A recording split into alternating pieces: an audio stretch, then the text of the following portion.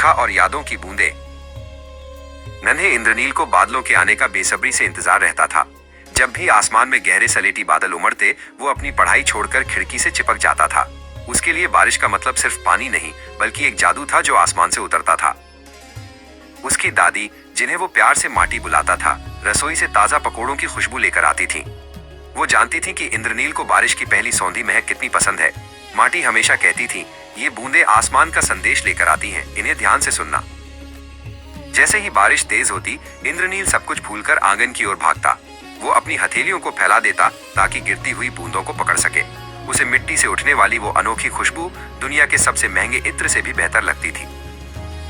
माटी एक बड़ा काला छाता लेकर उसके पीछे दौड़ती थी।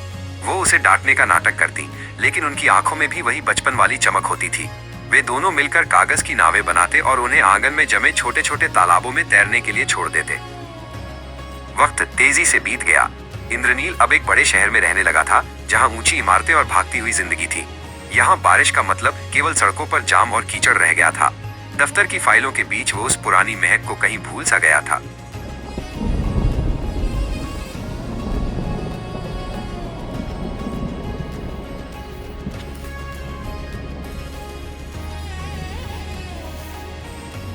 एक उदास शाम, जब वो बहुत अकेला महसूस कर रहा था, उसने अपनी अलमारी से एक पुरानी डायरी निकाली। उसके बीच में माटी की एक पुरानी तस्वीर और एक सूखी हुई कागज की नाव दबी हुई थी। उस कागज को छूते ही उसे अपने गांव की गीली मिट्टी की याद आ गई। अचानक बाहर तेज गर्जना हुई और बारिश शुरू हो गई। इंद्रनील ने अपने दफ्तर का बैग एक तरफ फेंका और बालकनी का दरवाजा खोल दिया। शहर की शोर शराबे वाली बारिश में भी उसे वही पुरानी लय सुनाई देने लगी। उसने बालकनी में रखे एक छोटे से गमले की मिट्टी को छुआ।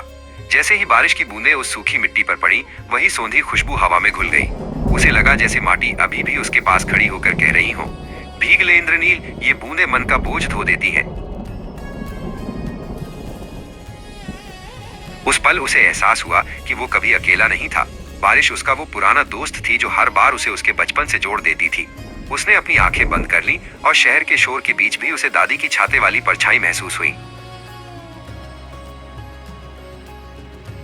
अब इंद्रनील के लिए बारिश केवल एक मौसम नहीं था, ये एक एहसास था, एक जुड़ाव था जो उसे उसकी जड़ों और माटी के प्यार की याद दिलाता था।